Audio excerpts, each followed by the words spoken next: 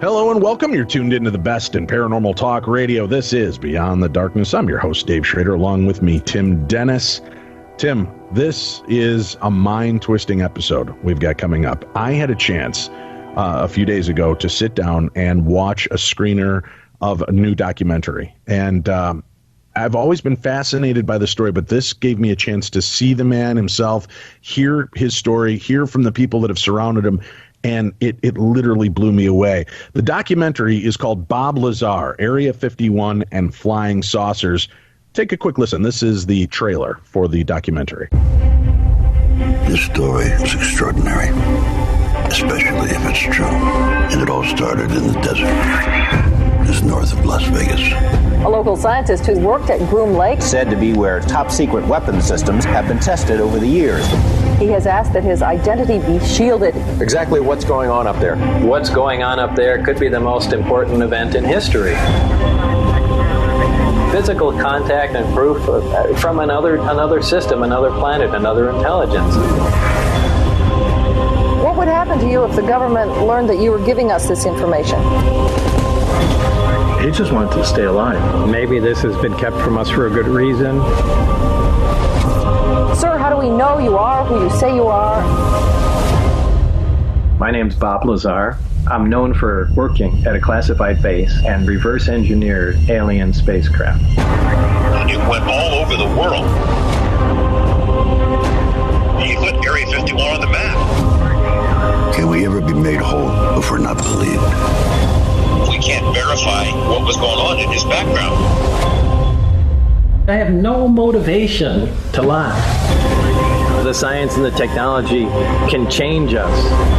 We've always looked to the skies for answers, instead of looking into ourselves.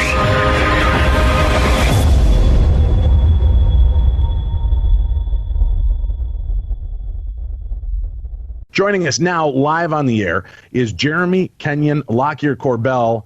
You Hollywood tapes and your multi-names. He's with us right now to talk to us about the documentary and putting this together, the story as it unfolded. Jeremy, thank you so much for joining us. Dave, thanks so much for having me on. Yeah, my friends and enemies, they call me Forename. Forename. Do you mind if we just go with Jeremy Corbell for the rest of the interview, just so I don't blow my tongue out midway through? Yeah, absolutely, man. Again, Forename is fine, but yeah, Jeremy's great too. How you doing, Dave? I'm doing great, and I appreciate you coming on here. Listen, you've worked very closely with our buddy George Knapp as a fellow co-host and fill-in host for Coast to Coast for 5 years.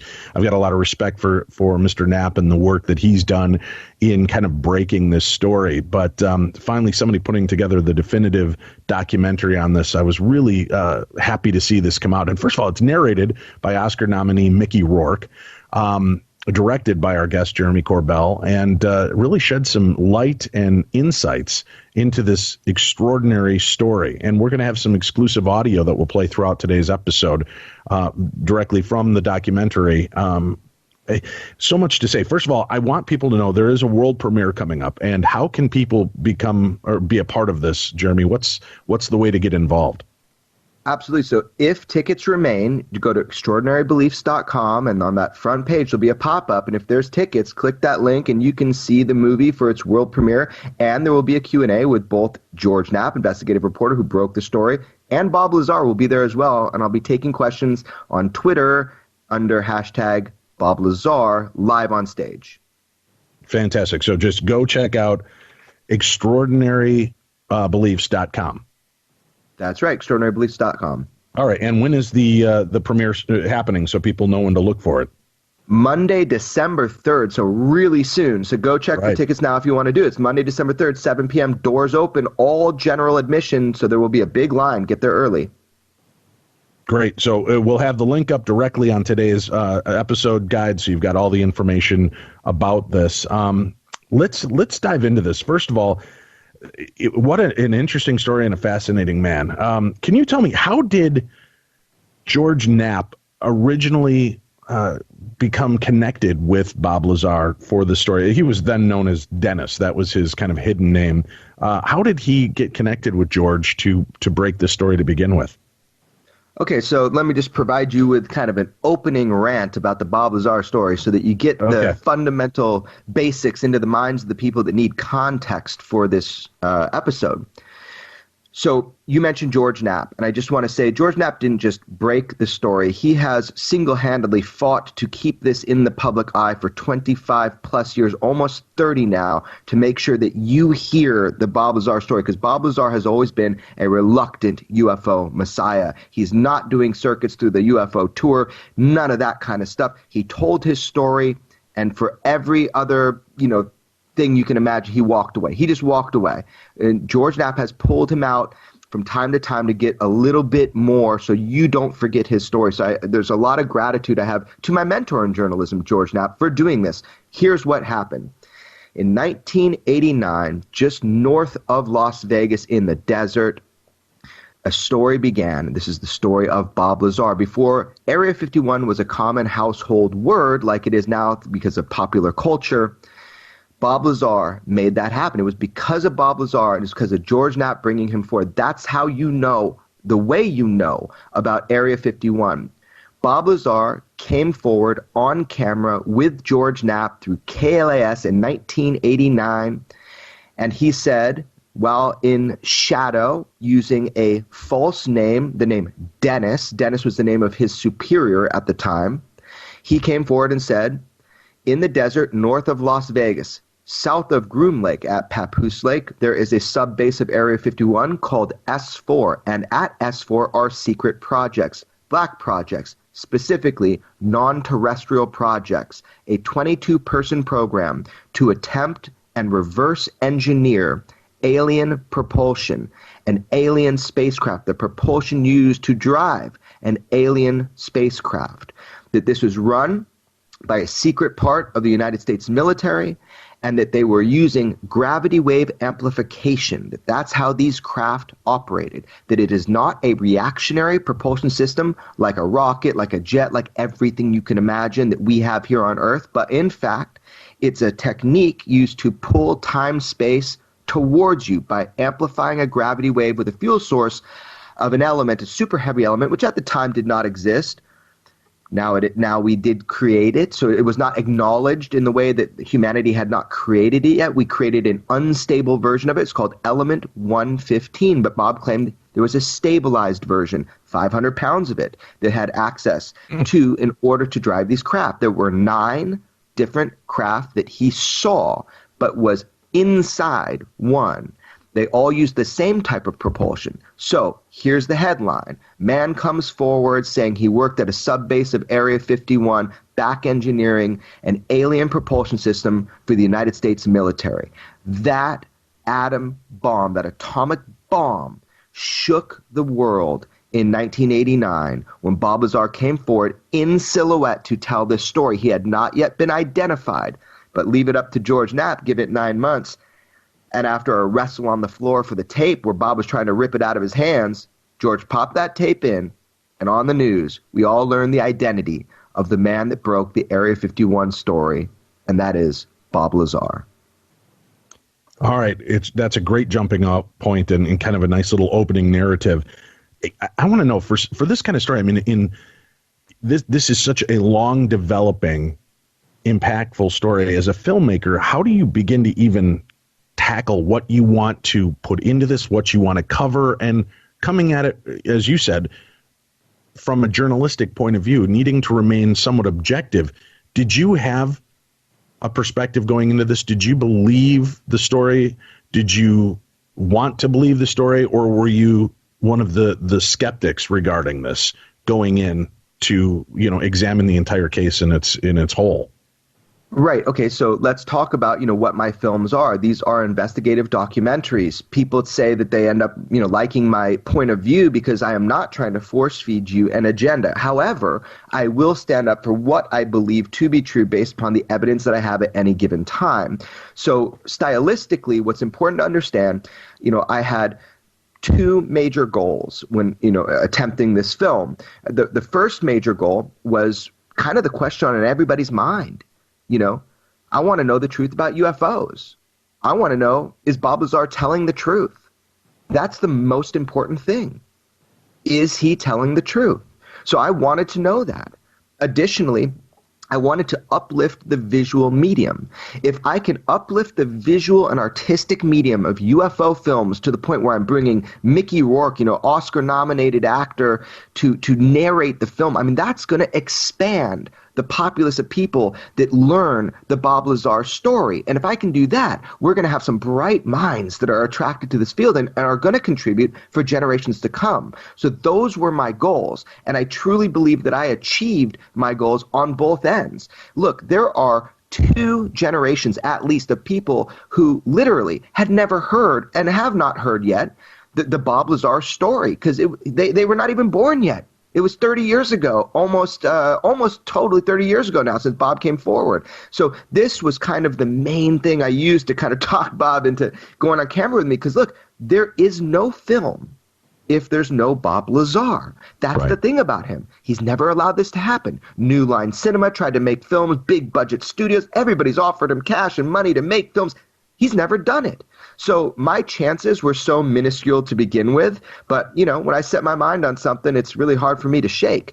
My film style is also in the auteur style, which means I don't just direct the films. I don't just produce the films. I film them. I do audio engineering. I edit them. Every frame is mine. Everything you see I did. That's mine. And so the reason that I do it that way, and the reason I also embed myself into the lives of the people who I cover. For example, I'll go live with Bob for a week at a time. I mean, that's how you really get to know people, because the truth about UFOs is kind of just the truth about Bob. Is Bob a trustworthy person? Is he worthy of your trust? Or is he somebody that would propagate a lie for over 30 years, even to his wife of 18 years and his own mom? I mean, that's the question. That's what everybody wants to know. Is Bob Lazar trustworthy? So that's how I made my film. I jumped right in because, look, Dave, I mean, how I got interested in this, I don't know about you, man, but I was 13 years old. It was 1989, and I heard over the radio Bob Lazar's description of a reactionless propulsion system and George Knapp questioning him, skeptically questioning him, because George Knapp had not been given the evidence yet that he has now that proves to him that Bob's telling the truth. So, wow, that weaponized my curiosity, as I like to say. That set me on a path to want to know the truth about UFOs and Bob Lazar. So this film, it's a dream come true for me, man, and I hope it is for the audience too. I want to ask you, before we get too deep in, and if we could just focus on this one question quickly. He doesn't want the attention. He wasn't looking. He's a reluctant hero, right? Like the perfect example of every novel hero, right? He was reluctantly put into this place to share his story. And when you examine Bob Lazar, do you believe that this was a sense of self-preservation to come forward, knowing that if he came forward with this information, talked about this information, it might save his life in the long run? Or was this, or do you feel that there was a sense of wanting some attention, even though he claims that was never the case? What do you actually feel? Yeah, people would so love to paint Bob into that corner, saying, oh, he just says he doesn't want attention.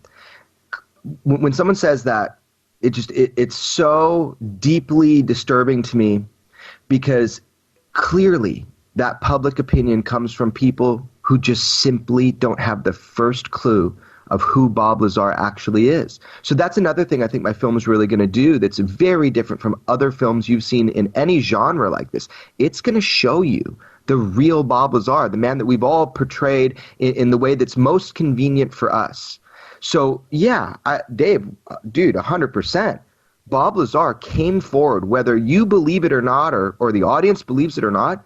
He came forward 100% for self-preservation. And I have talked to almost every person that was around him that knew him before he was Bob the UFO guy. He was on the borderline debunker when it came to UFOs. He was so disinterested, but it was completely on the other side before he experienced it. He came forward to protect himself. It wasn't some lofty goal for humanity. It was because he was terrified. And look, Bob, he's damned if he does, damned if he doesn't. If he had talked out, and if he does talk out, people say, oh, he wants attention, and they dismiss him.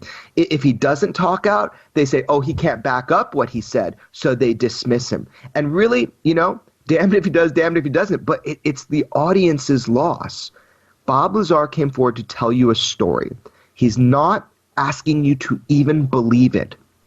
He's simply asking you not to discount it and to not believe the fake news that people have put forward about him. Even prestigious people in the UFO field who should know better rather than to act like Phil Klass, like Stan Freeman, who has propagated a mythology and a meme about Bob Lazar that is not only personally attacking, but is absolutely fictitious and just absolutely false. So this is sad for the UFO community because we're missing out on the opportunity to judge for ourselves the veracity of the claims of Bob Lazar. So that's what I want the film to do, is provide you with a real opportunity, because there's such signal to noise when it comes to the Bob Lazar story. But right now, that's about to be cleared up come December 3rd. All right. The reason I asked again about the self-preservation, you referenced this a few times during the documentary, the attacks that were made on Bob's life. Were these attacks and things that took place prior to him coming forward with this information, or was this afterwards, or both? Great question, Dave. And as you kind of said, this is such a vast story. So just let me know if you want the short version, medium, or the long version of the answer. Let me start with the short, right? Mm-hmm. But you let me know how deep you want to go. Yeah, how this went down is highly personal, man. So he was out there. He was working on these projects. Let's give him the benefit of the doubt for this conversation. Suspend disbelief. Let's go with his story before you really look into it, just so we can talk about it and it makes sense. There he is. He's working out there. He's going to work at odd times. Got a beautiful young wife. He's in a young relationship, a young marriage. And, he's kind of can't tell her exactly what he's doing. And she thinks he's cheating on her. So she cheats on him with her pilot, her flight instructor. And they are tapping or recording, listening into his lines because he authorized that. Because when you're going through security for like the kind that he was, you allow them permission to tap your phones and to listen on your phone lines to see what the wife is saying, who's calling your house. It's kind of an openness thing. They actually told him that she was cheating on him. He didn't know.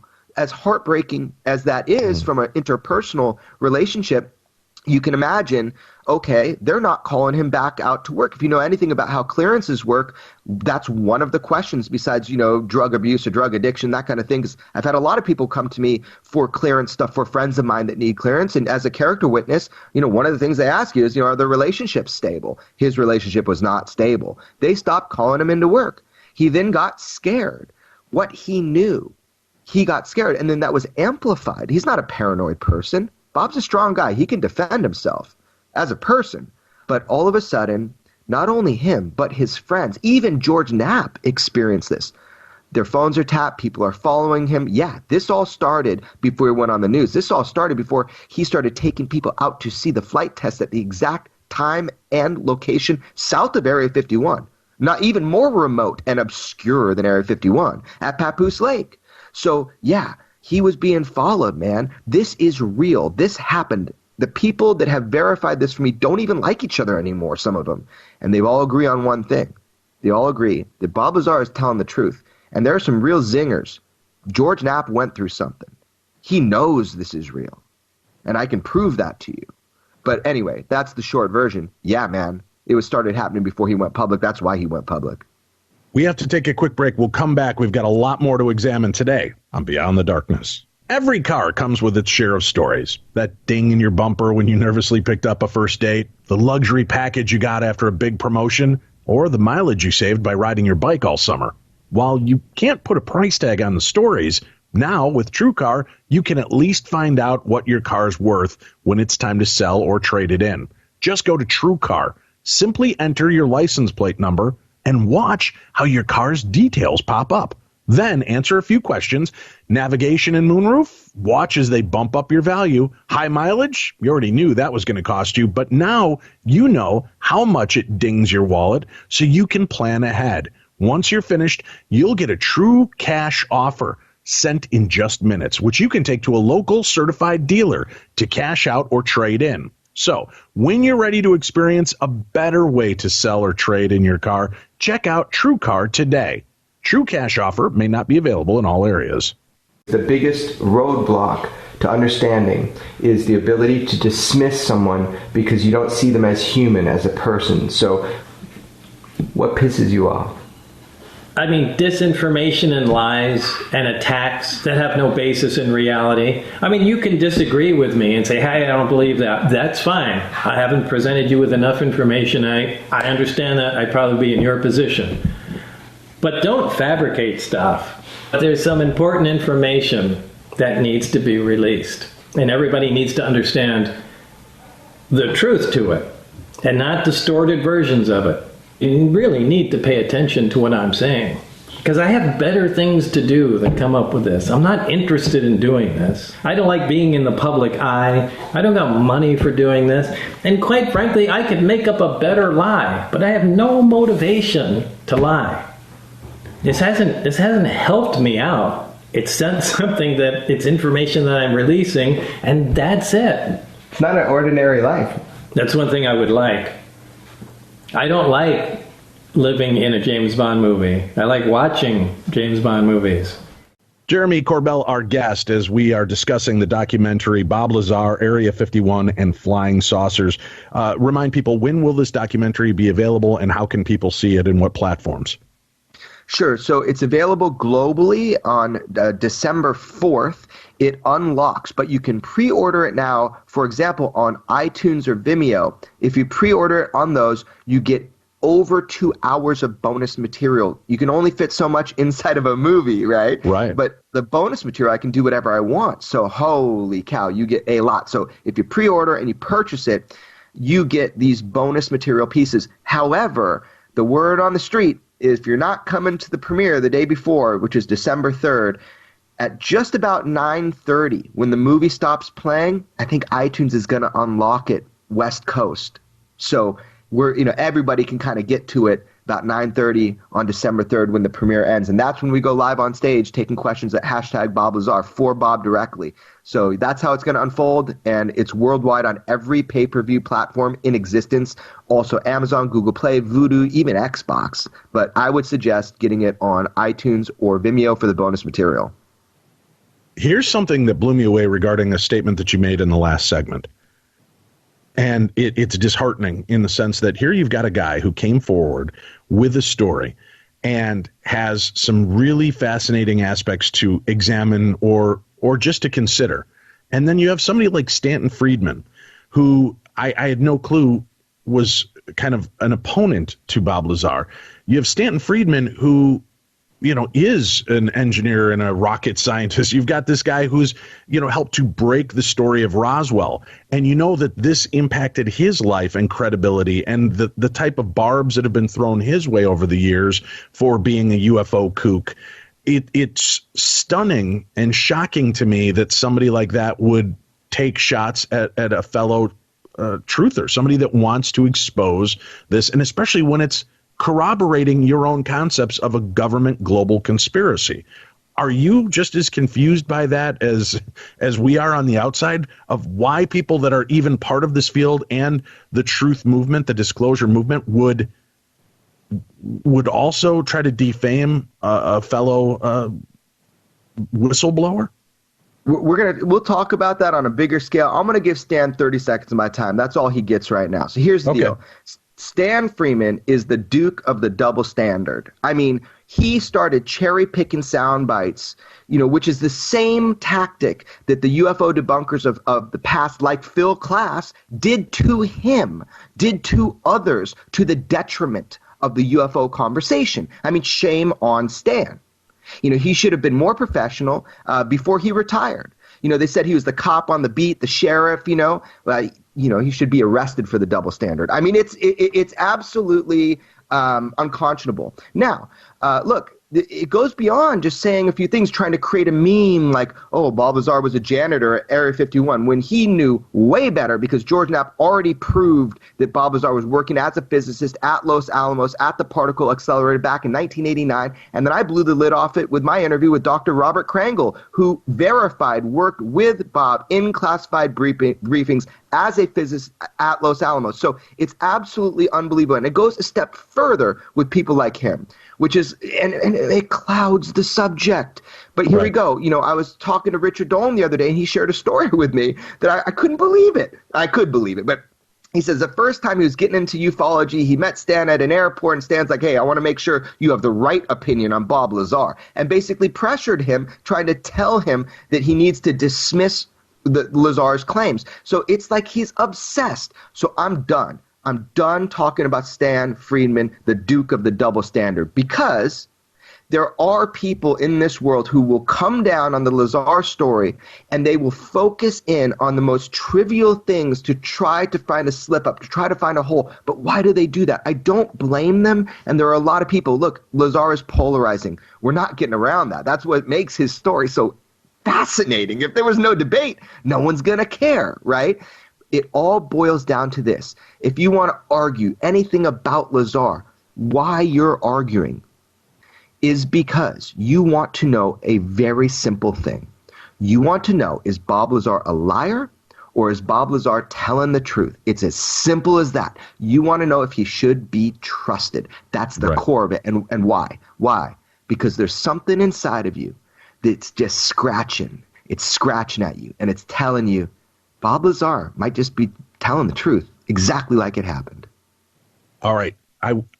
I'm going to tap dance very gently on this minefield, because I know our listeners hate when I ask questions that then are the answer is it's in the documentary. So I'm going to be forthcoming and say I'm going to avoid some questions that I know many of you wish I would ask right now. And that is because I don't want to diminish the power of the documentary. And that's rare for me to say, because in some cases, I feel most documentaries are very schlocky, put together nonsense that have been kind of encyclopedia-ized. They've been taken from other sources and put together. You, first of all, created a visually stunning documentary. It's a beautiful documentary, beautifully shot, well edited, and really tells a great story and gives insight to this case. You also helped to blow the lid off of a few of the misconceptions regarding Bob Lazar that I don't want to take away from you during this interview. I want people to see this documentary to judge on whole the entire thing, not again take out of place and context the conversation that you and I have, where you and I on this radio show will compartmentalize one segment of the story that somebody can twist, turn, and change into something else, and then avoid the documentary altogether. You need to see this in its natural state and form, fleshed out in the documentary. I get no money for helping to promote it that way, but you owe it to yourself. If you are somebody that is fascinated with ufology, Area 51, and getting to the truth, you need to watch a documentary in whole. And I say that in an impassioned plea because of mentioning the fact that we are going to have you on the show and watching social media over the last week. I have seen some very strange responses. I've seen people, automatically tearing apart Lazar's story again with things that they've heard. You can tell it because it's like they're copying, pasting the same complaints and same issues, but not having actually examined the case from start to finish themselves. So you did a fantastic job of blowing the lid off of some of these points that can corroborate Bob's story once and for all and really give you some impactful insights to this case. Now, am I going to come out right now and say that I believe Bob Lazar 100%? No, I can't. I would say that after watching your documentary, I am a much more open individual to believing his story than I was before on the half-truths and the agendas that were put forth. So I think that's a fair way to establish that. But you do have some really compelling pieces of evidence that finally in 2018 can back up and substantiate claims that he has been making for 30 plus years that have been dismissed. And we have to address, which I know really bothered him in the documentary too. You've got that great scene that you kept in the credibility issue. And you just posed the question yourself, talking about believing, we want to believe this, but we're also kind of afraid. And it's real easy to want to pull down the story, because if we can find one weak peg, one aspect of the story that may not resonate as truth, we can disavow the entire story. Well, I want anybody out there listening right now that has had any type of experience, not even paranormal, but any experience, if people examined your life, how easy would it be to find you not a credible source because of things that you've said or done or actions you've taken in the past? Does that mean we should throw the baby out with the bathwater because there are different parts of your history that may not line up with an example that happened, something that actually occurred in your life? And we need to examine this in that state. By looking at this part of his story, not worrying about all of the rest of the stories and the scandals with the brothel and things like that. That has nothing to do with the narrative of what was released by Bob Lazar, what he came forward to share, and the fact that this story has not changed in 30 plus years. Can you address, though, you're the one that will know most, there have been a lot of claims made regarding his credibility with schooling, education, work, that they say, there's no proof that any of this exists. Your documentary opens up a terrifying aspect to me when you kind of do some of the reveals in this in the program. Can you address specifically what were some of the misnomers that you wanted to tackle? And without giving away too much, can you give us a taste of one or two points that you think people often get wrong that there's legitimate proof to back up? Yeah, absolutely. Look, as you said, everything can be covered in depth and visually and beautifully when you have a movie, but there are absolutely some big ones that I'm happy to talk about right now, because going into this, before I had a very unique perspective on the Lazar story. I had an inside perspective. I knew that there's a very high, let's say, probability he's telling the truth. But upon making the film, I left no stone unturned. I mean, this movie is for the general audience, and it's for the hardcore Bob Lazar fans. And if it's not addressed right there in that hour-and-a-half movie, you've got 2 hours of bonus material. And if it's not addressed in there, I have hundreds of hours of footage, all cataloged by title, word, name, searchable. Trust me, I've answered the question that you've asked, and that information will be coming out. But I also want to step back and say, thanks for observing the film that way and really understanding, Dave, upon looking at the film, this is not a rehashed story of vintage footage. This is modern day witness testimony, people you've never heard from, information you've never heard, proofs, analytics you've never heard. So this movie is totally new, yet giving a nod to the great work and footage from the past, so you can then compare and look at the micro expressions, the tonalities, how the story is told then, how it's told now. So it really hits every base, man. So now, let's talk real quick about beliefs, and then I'll go into the harder questions, as people say, which are not that hard. As Mickey Rourke says in my film, you might have heard in his voice I can't do, beliefs are mercurial things. They're very strange. And why are beliefs strange? Beliefs are strange because some beliefs are built better than other beliefs. Meaning, if you put your faith in something, what is the foundation of that faith? Have you had a critical review? Have you really put time and energy into trying to uncover the reality of something to base your belief on? So some beliefs are stronger and better than other beliefs because some beliefs are informed beliefs. So, for example, with UFOs, it's not a matter of belief. That is an uneducated and data-poor perspective. It's either true or it's not true. And I think that the belief perspective is eloquently challenged by informational reality. And the social consensus just needs to catch up to that about UFOs. Now, about the Bob Lazar story, you can kind of apply the same thing. What information are you basing it on? So here's the deal. Let's cut right to the meat of it.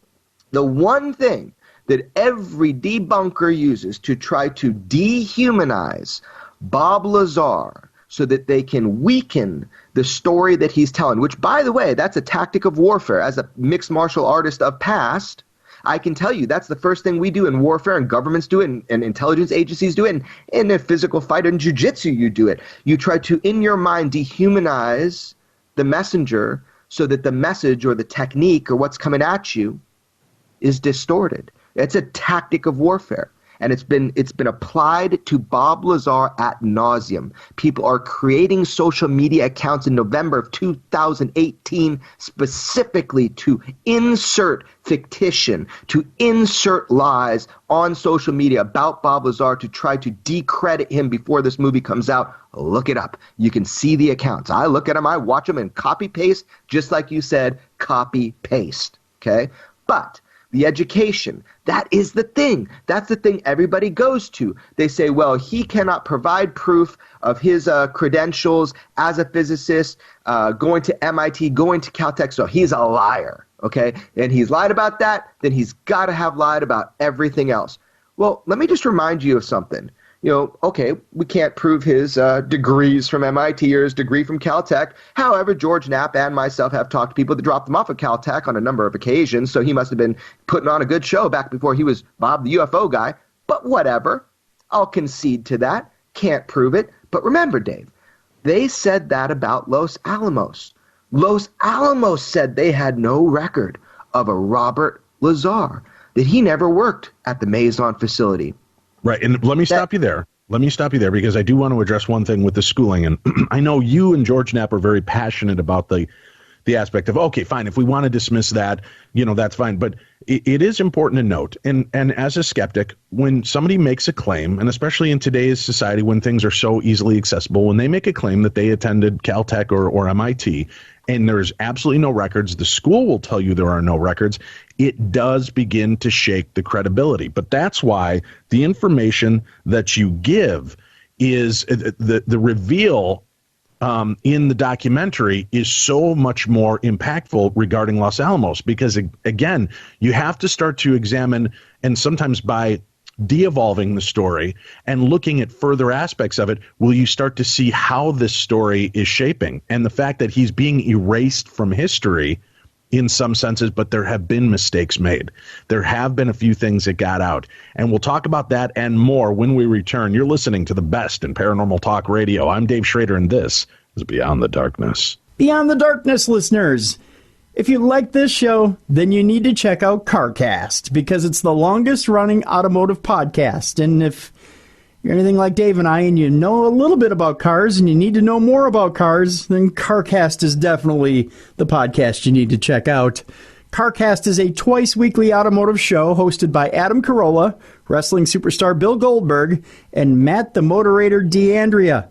It's the only show of its kind that explores all aspects of the automotive space, from the performance aftermarket to new car buying and the future of the automotive industry. The guys answer your questions, they offer advice, and feature guests from the automotive industry and celebrity car enthusiasts. Listen to Carcast with Goldberg and moderator Matt D'Andrea every Wednesday, and Adam Carolla with moderator every Friday on the Podcast One app or iTunes Podcasts.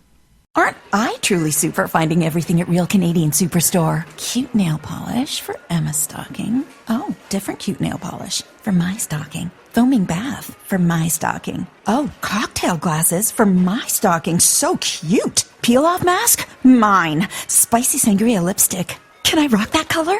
I can rock that color.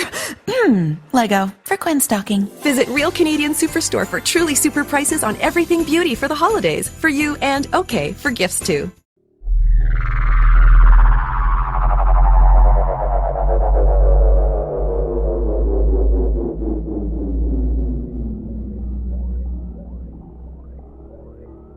Ladies and gentlemen, I have a grave announcement to make. Incredible as it may seem, both the observations of science and the evidence of our eyes lead to the inescapable assumption that those strange beings who landed in the Jersey farmlands tonight are the vanguard of an invading army from beyond the darkness. Some of this stuff just sounds crazy to me, and I understand. I'm biased because I'm behind my eyes and see everything. I'm trying to tell you exactly the way things were and what I was exposed to. Where is it? Show me the alternate reality that you believe, that doesn't lock up with my actual reality. I mean, where are those other facts? Just show me what they are. These are the facts you grabbed together and painted a different story of my life than I did. Welcome back to the show. This show in whole is a theater of the mind, ladies and gentlemen. Because of the context and the story and the audio pieces that we're going to play throughout it, we've decided to pass on doing a regular theater of the mind category. But I do want to encourage you, because most of the stories that we get are directly from you, the listeners, I need more of your narratives. I need you to share more of your stories so that we can continue doing this. You loved the Thanksgiving special show that we did last weekend. I'm getting great response on that, and thank you so much for letting us know you appreciate the work and time and effort that Tim and I have put into creating those for you. So I'm glad that you do enjoy that, but we'd like to hear more of your stories. If you've had a paranormal encounter, and even if it's ones that we've shared before in just a short little email you've sent to us, if you want to create it as a narrative with a little bit more depth and explanation, I'd be happy to use them in future episodes of Theater of the Mind. So feel free to email me, dave@darknessradio.com. That's dave@darknessradio.com in order to be a part of that and have that available. One other thing, quick mention, please do me a favor. You know that we love to help on this show. We are looking at doing some work, again, Christmas Angels, with our helping families in need for the holidays. If you're interested, then please email me, dave@darknessradio.com. Just put in the subject line, Christmas families. I'm putting together a couple of families that are in desperate need for the holiday season this year. You can be a Christmas angel to them. I will not post these in public forums. They will only be available through email form. And please only email me if you are willing to help, not just looky-loos wanting to see other people's stories. If you're willing to help, because I do set certain people to certain families, and if you are just looking and not ending up helping, that family doesn't end up with a gift for their children or their household. But if you are interested in making a difference, as we've done now for about 7-8 years, email me, dave@darknessradio.com, and as I put the families together, I will shoot you their information, the children's names, family names, and what their interests are, and you could be a part of making a difference, either getting them gift cards or having gifts sent directly to the household. So check that out. And for those of you with a giving heart, go check out darknessradio.com, scroll to the bottom of the page, and help my son. He's a former Navy vet. He's a Minnesota firefighter, and he's doing the polar plunge that'll be coming up in March, where they cut a huge hole in the lake. They dive in to that ice frigid water, but they do it all for the reason of helping to expose Special Olympics and raise money and attention for Special Olympics. All the money that they get go to help Special Olympians. So he has a lofty goal of $5,000. We've got a couple $100 that have already been collected, but if you go to darknessradio.com, scroll to the bottom of the page, click on that link, you can go make a difference and help Special Olympians so they can be a part of something great. So take a chance to go do that right now. Jeremy Corbell, our guest, we're discussing his documentary, which breaks worldwide tomorrow, December 3rd. It's Bob Lazar, Area 51, and Flying Saucers. Talking about the credibility factor of Bob Lazar and examining some of the different aspects, like the fact that he made claims to attend these schools and there's nothing on record regarding those. Talking about his work at Los Alamos. He makes a really interesting part of the story. When you can prove one part of the story and prove it, you have to start asking important questions like, how is this man working at this location if he doesn't have the education to back it up? He was not Doogie Howser. He was not a childhood prodigy and genius who was lifted out of the school system and immediately hired into this program. He attended school and worked in this field for that ability to get hired. And that, to me, was a big surprise, because once you can corroborate a fraction of this story, you have to start looking at the way these shadow governments might actually work and play in the life of erasing somebody's history. That had to be kind of a chilling aspect to you as a documentarian looking to share this truth. Did you have any fear, Jeremy, that by opening this up, knowing that everybody that's been involved in this story is getting their phone lines tapped and being harassed, were you concerned that you might end up being in the crosshairs eventually? No, I am the least paranoid person you have ever met. I mean, it's like a joke with my friends. No, I've never been resisted in my film work. I've only been assisted. And that is literally, from, sources and witnesses and people within the military, within the government, which are very well known now that, for example, I broke the Tic Tac UFO case twice on Coast to Coast before the New York Times. I mean, I have sources that tell me I've never a day in my life have I been resisted or directly contacted saying what you're doing you shouldn't do. But this story is ticklish for a lot of people. And if you take it on, face value, I mean, there was a big raid on Bob Lazar in New Mexico that everybody knows about, a multi-agency raid. And, there's kind of interesting stuff about that. So, everybody's phone lines were tapped back then. But at the time of filming, Bob and I were kind of making a joke, like, after 30 years, who cares what he said? He has said everything. He said it all at once, and he got it out, so they have nothing on him. So we were from the mindset that, nobody even cares anymore. Boy, were we wrong. And that is the first time in my life that I have ever experienced anything like what is revealed in the film. I mean, it did personally alter the way that I think about, privacy and think about stories like this. I mean, it was a real shocker, man. So there's some very dramatic moments that I went through in making this film. So look, I'm going to just put it to you like this. At one time, Bob Lazar, somebody cared that he didn't tell his story. That is beyond a shadow of a doubt. He was being erased. His mom chillingly tells me that story of fighting to get his birth certificates, that kind of thing. Los Alamos erased him. They had a journalist calling, a world-class journalist calling and trying to get information, denying he ever worked there. We now know that to be completely false. We found that to be false in 1990, and we found that false to be in 2016 or whatever I released the Dr. Krangle interview. Patently false. He was there. He was a physicist. He worked at the Meson Particle Accelerator. In fact, there's even footage in the film that shows going through that facility, camera held by Bob Lazar. George Knapp went there and filmed him. I mean, this is just stuff that people don't get. They don't know. He worked there. So how did he work there? Did they hire him right out of high school? Is that how it happens? Especially, by the way, people will say, like these debunkers will say, well, he was through a subcontractor, so that's BS. Well, hold on. The majority of employees out at Los Alamos are hired through subcontractors. And I'll tell you one other thing.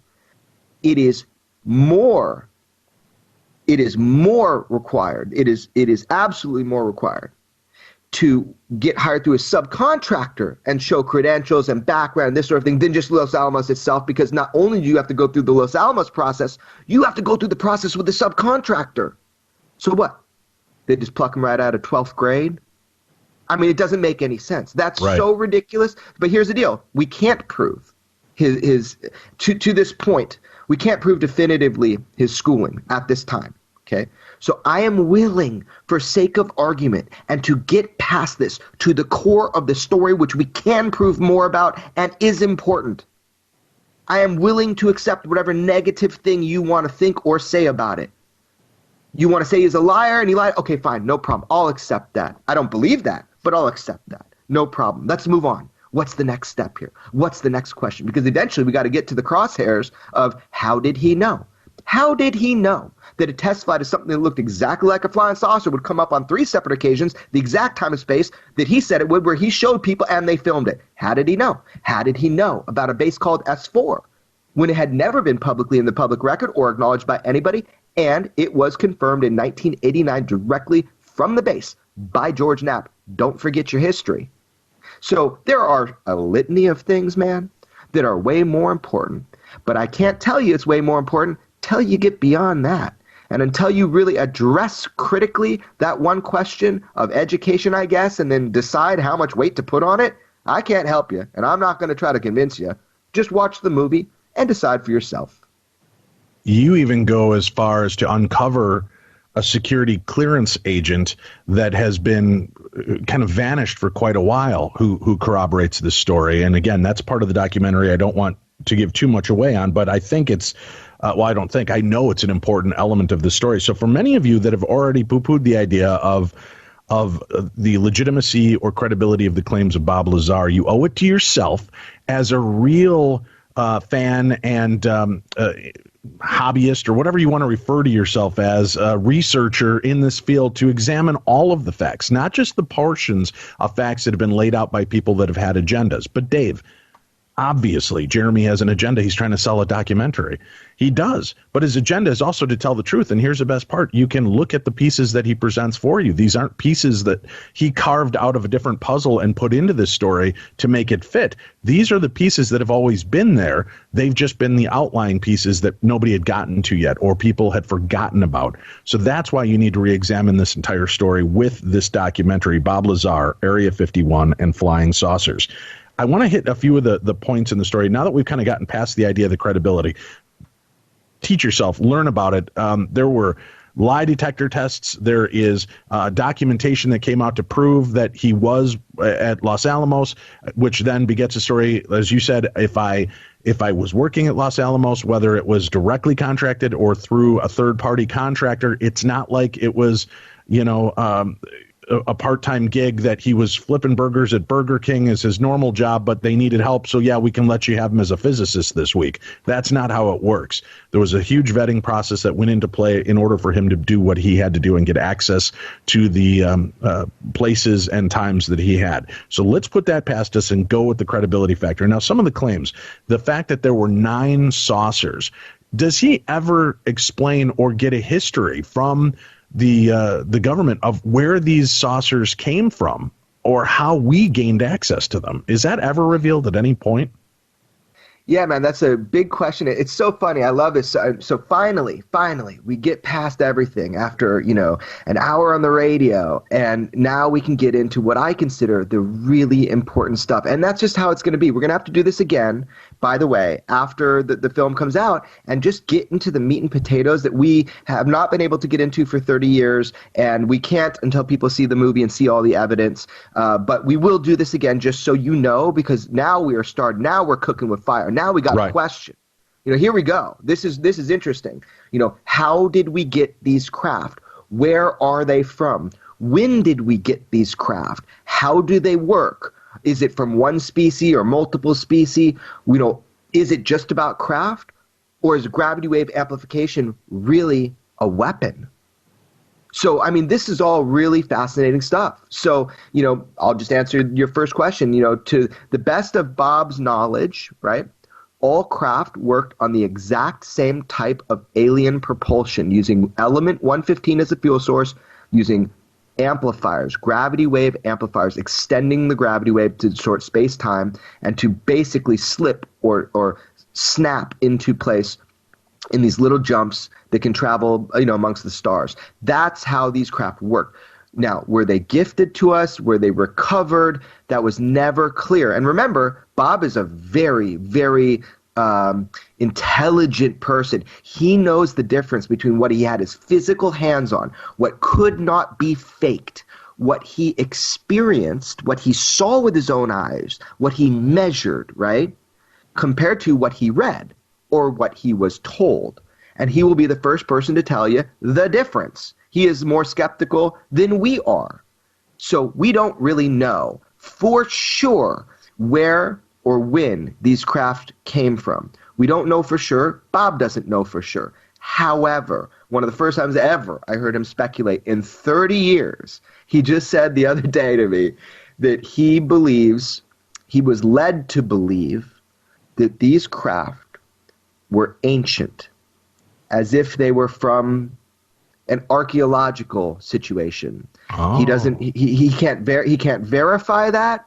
He can't prove that to you. And again, it's one of the first times ever I've gotten him to speculate, but that was what he was led to believe. So that's interesting.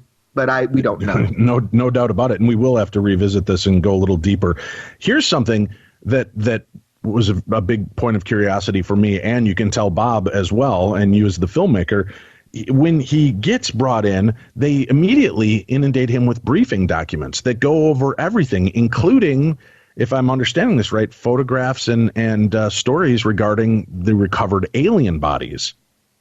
Absolutely. This was one of the most ticklish subjects when it comes to Bob's story, because he doesn't like to talk about it. He doesn't like to talk about the briefings because they were so wild. What they said were so outside the scope of consensus reality that it was like he didn't know if this was a test, that they're trying to see if he leaks any weird information, then they'll know exactly where it came from, which is an intelligence agency tactic, or if these were spot on and true. He has no way to tell. But they did say wild things. They referred to humans as containers. They did not specify containers of what.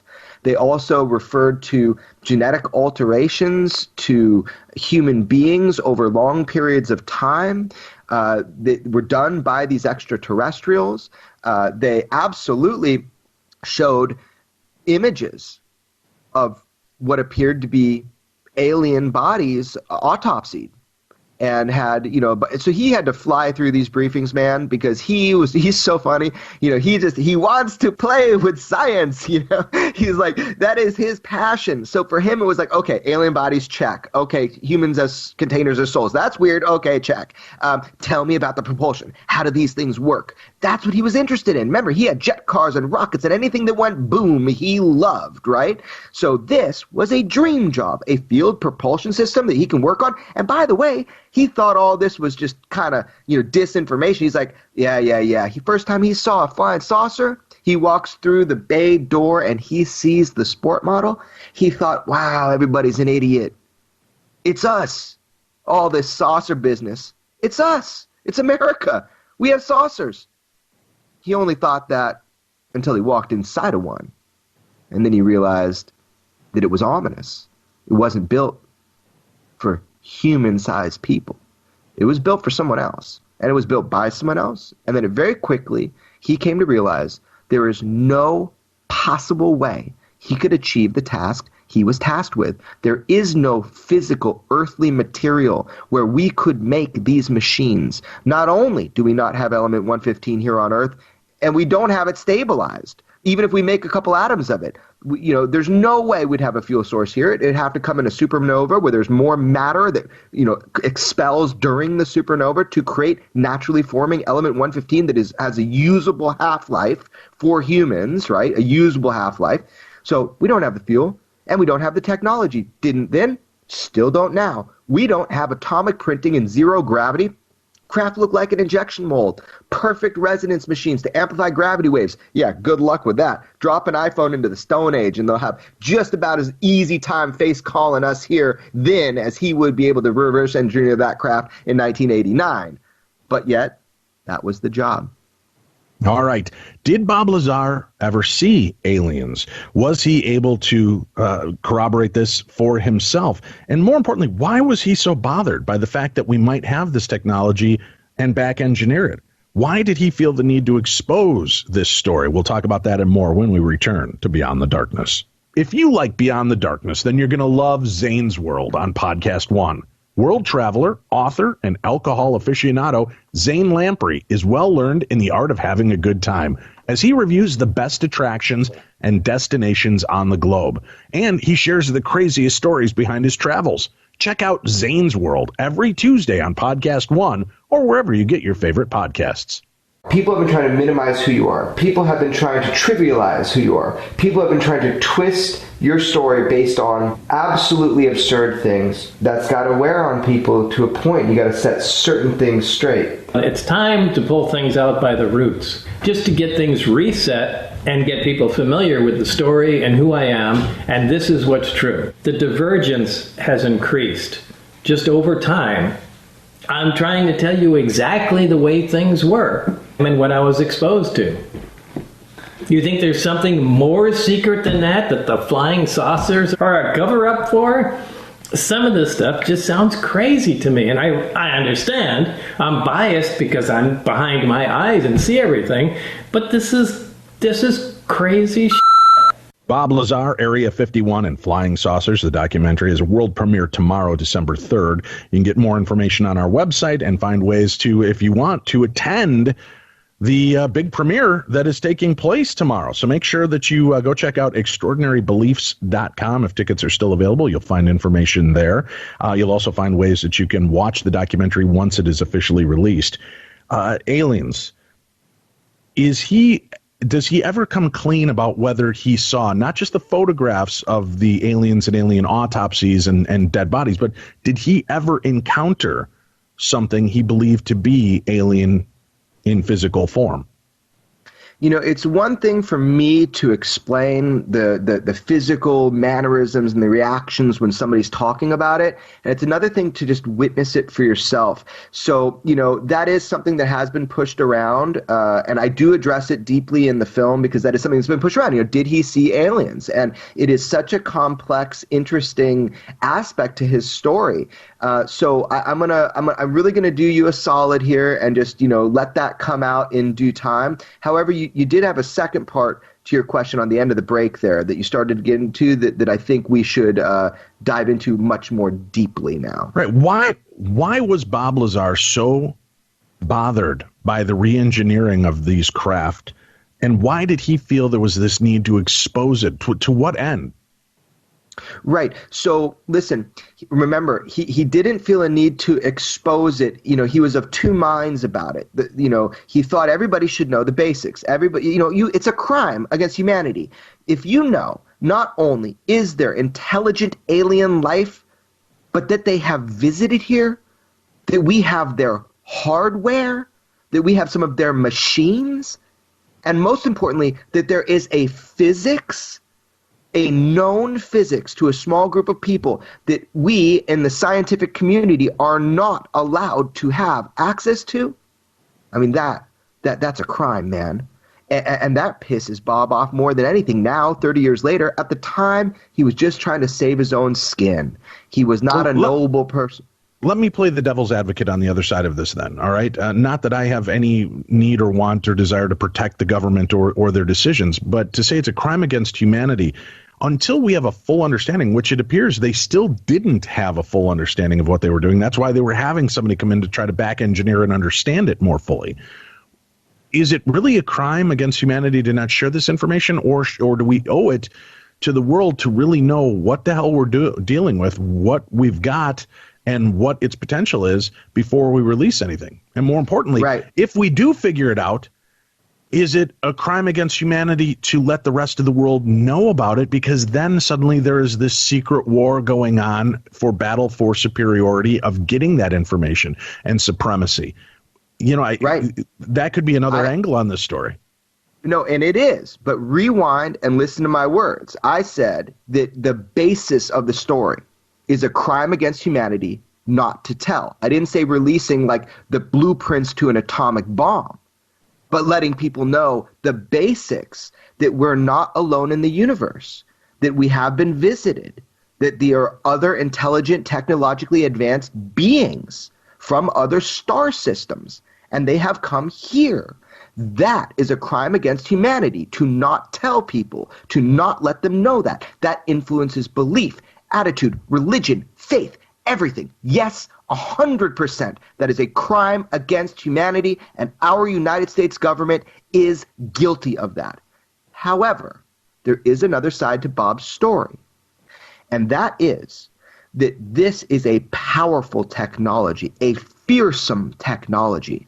Whoever cracks the code of anti-gravitics, or even a better word, gravity amplification, whoever cracks that code, all of a sudden, everything in science fiction becomes real. From force fields to weapons, it is a fearsome technology.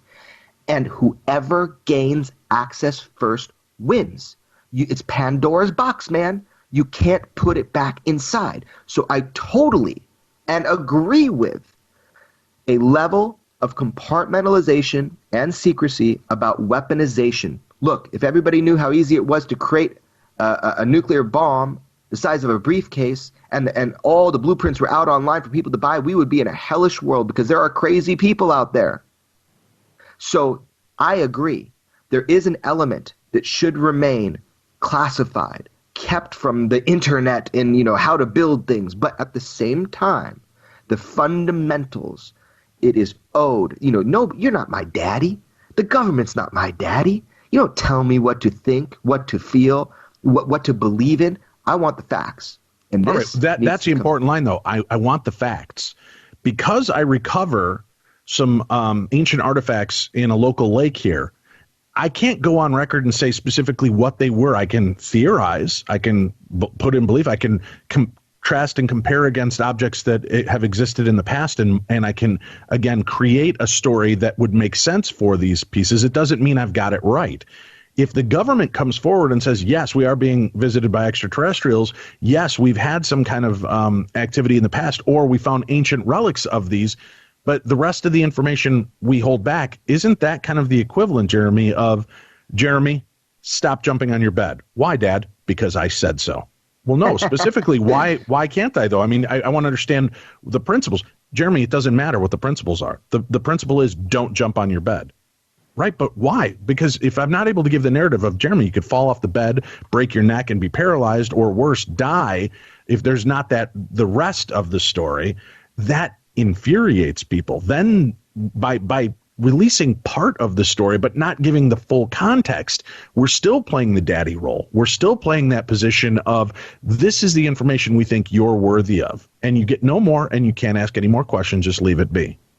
And that would cause a lot of problems too, don't you think?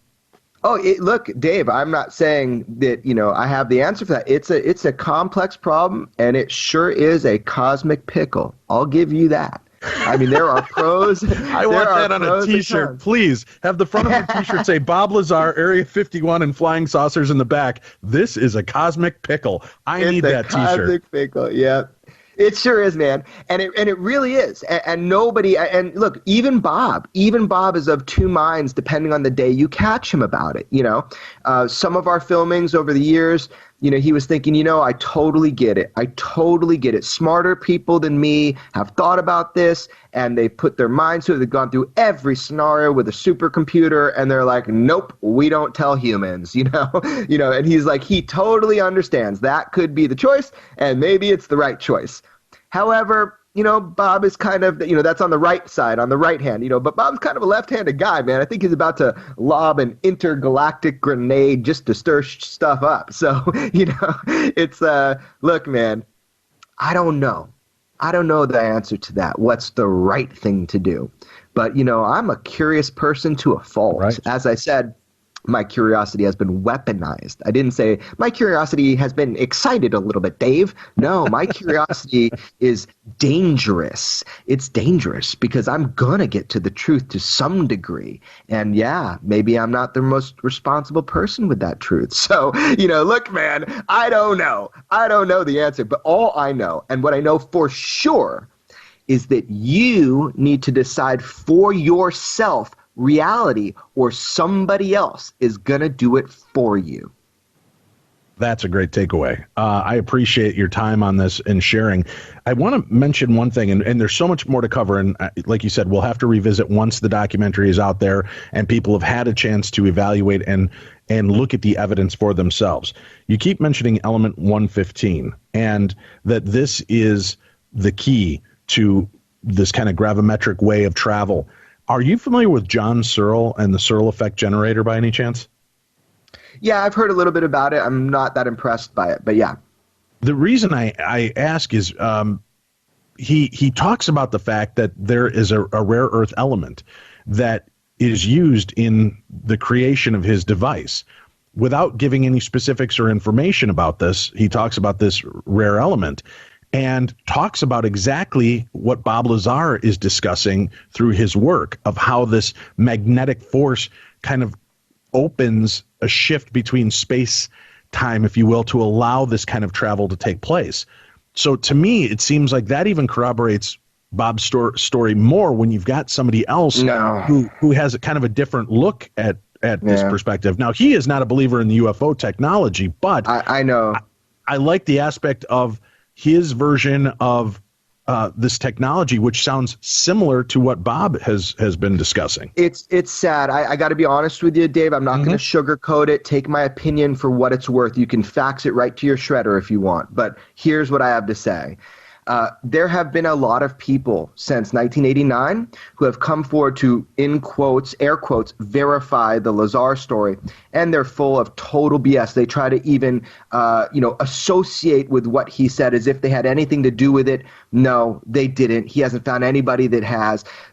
First of all, magnetism has absolutely nothing to do with the distortion of time and space. I want to get that out on the table, right? It does not affect like gravity does. Time and space. Magnetism, right. But it disrupts the gravity is the way that he was referring to it in the documentary. And again, I'm just giving a glossary. And sure. And if I made the wrong point to you, I'm not saying that in any way, shape, or effect did Searle connect with Lazar at all. I put the two pieces together. He never mentions Bob Lazar. It's never any of that work, nor is he trying to corroborate his story. Was just kind of having talked to them and hear this story. That's where I was trying to put these together. I totally get it. I totally understand. So here's the deal. What are the things that have happened that do lead credence to the Bob Lazar story that I think are very important? When he came forward, element 115 was not an official element on the periodic chart. People say, well, of course, we always theorized it could be. Sure, but he could have said a dozen of different elements, right? Ones that would, that are so far off. He said 115.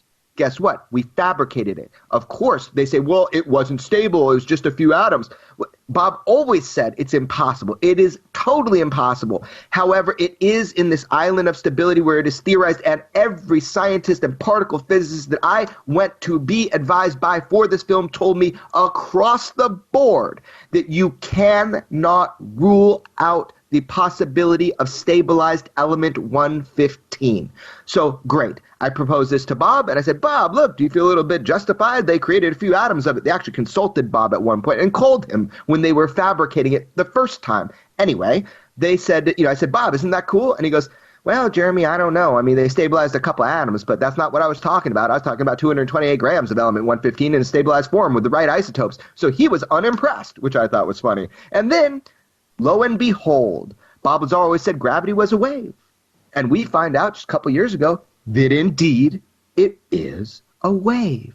Now that's huge. And I go, Bob, check this out, man. They validated that gravity is a wave definitively now. We know it's a wave. Oh my gosh, that's revolutionary. That's amazing. And he kind of looked at me and he goes, well, Jeremy, if you think about it, I had a 50-50 chance. They thought it was either graviton or a wave, or maybe it acted as both. But, yeah, that's kind of cool. But he was kind of unimpressed because, again, he's super hyper critical. However, there are things that are coming to light which are, again, real zingers, man. Things that really make you take a double take and say, what did I just see? What did I just hear? How does that relate to the Lazar story? So anyway, just had to give you that, man. I didn't mean to be down on the other guys. Oh, no. Talk about. I'm just saying there are things that are better for us to look at that really validate his own perspective, Let's. I want to leave this out there again. People can find the documentary officially released December 3rd. There's a big world premiere on December 3rd, and there are a few tickets that might still be available. You can find them if you're interested in attending it and meeting Jeremy and seeing Bob Lazar in person. ExtraordinaryBeliefs.com is the website to visit and get that information. Bob Lazar, Area 51 and Flying Saucers. I look forward to visiting with you again and perhaps maybe bring Bob with you if you have a chance, and we can go a little further once this is out and people have had a chance to review all of the story. I can't thank you enough, Jeremy, for coming on and doing this with us today. Yeah, thanks so much. I just want to be clear on just a couple points right here at the end, which is that, just because Bob came forward, with me on film, he's not going on the UFO circuit. He's not starting to talk public. He's not doing interviews. However, I'm going to try to pull him as much as I can to answer questions about the movie because I think it's important. As a journalist, I need to take a stand at some point. As a filmmaker that, does this kind of film, documentaries, I need to take a stand and you need to see the evidence. And so, my perspective is this. For the last 3 decades, Bob Lazar's critics have been holding the mic, and it is time to take the mic back. And that's exactly what we're going to do at the world premiere on December 3rd in LA. And yeah, you're invited to come. And Dave, such a pleasure being on your show. And I will say, this is the best paranormal talk radio that I have heard, man. So thank you very much for having me on your show. Thank you. We'll look forward to talking to you again real soon. Thank you all for being a part of our world. We'll be back again with you next weekend with more of the best in paranormal talk radio. And remember, check me out Monday through Friday on Midnight in the Desert as we continue our journey into the strange. You can find all that information at darknessradio.com, all the programs that are fit to be heard, and a brand new True Crime Tuesday. You only have a few weeks left. Remember, if you are subscribed to True Crime Tuesday and you have maintained that membership, you are automatically entered into a drawing for $500 of Tim's hard-earned money. We'll be doing that drawing after the first of the new year, so make sure you subscribe now. True Crime Tuesday. You'll find all the information for that show, Beyond the Darkness and Midnight